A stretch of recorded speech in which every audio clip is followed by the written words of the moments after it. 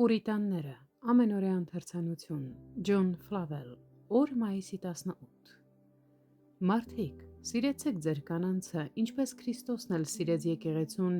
և իր անձը մատնեց նրա համար։ Եփեսացիս 5-րդ գլուխ 25-րդ խոսք։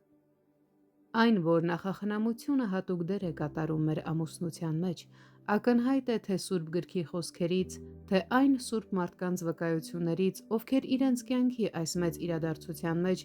այնուամենայնիվ ճանաչել և հաստատել են նախախնամության առաջնորդող ձեռքը։ Եկեք դիտարկենք երկու օրինակներ։ Սուրբ Գիրքը հստակորեն հաստատում է նախախնամության գերիշխանությունը այս հարցում. «Իմաստուն կինը տերիցն է» Առակաց 19-րդ գլուխ 14-րդ խոսք։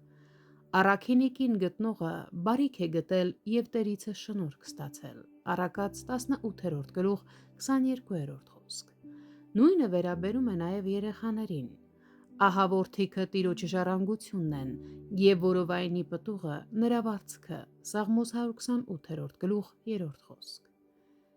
Սուրբ մարդկանց համար միշտ ընդունված էր դիմել Տիրոջը առաջնորդության և խորհրդի համար, երբ իրենց կյանքում փոփոխություններ էին տեղի ունենում։ Անկասկած այդ առիթով Աբրահամի ստացած աջակցությունը աղոթքի պտուղն էր։ Նրա բարեպաշտ Սարան, որին վստահված էր այս հարցը, նույնպես անկեղծորեն խնդրեց Աստծո խորհուրդը և երախտագիտությամբ ընդունեց նրա բարեգութ նախախնամությունը իրեն առաջնորդելու համար։ Ծննդոց 24-րդ գլուխ 7-րդ, 12, 26-27-րդ խոսքեր։ Նույնը կարող ենք նկատել նաև երեխաների ամուսնության պտուղի վերաբերյալ։ Առաջին Թագավորաց առաջին գլուխ 20-րդ խոսք, Ղուկաս առաջին գլուխ 13-14-րդ խոսք։ Աստծո նախախնամությունը կարող է տարբեր կերպերով դրսևորվել մեր սրտերը մեր ողորմությունների Աստծո հանդեպ սիրով լցնելու համար։ Նախախնամության մեծ դրսևորում կա նաև մարդկանց միմյանց համար ընտրելու մեջ։ Այս հարցում Տերը հաճախ գերազանցում է մեր մտքերն ու ծրագրերը։ Իրականում նա հաճախ հատում է մարդկանց ցանկություններն ու ծրագրերը նրանց մեծ բարօրության համար։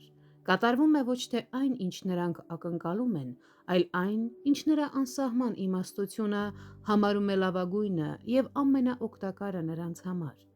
Ահա թե ինչու հավանականությունները հաճախ ձախողվում են և հեռավոր ու բացարձակապես անհավանական իրադարձությունները իրականանում են նախախնամության ամենատարօրինակ և անբացատրելի միջոցներով։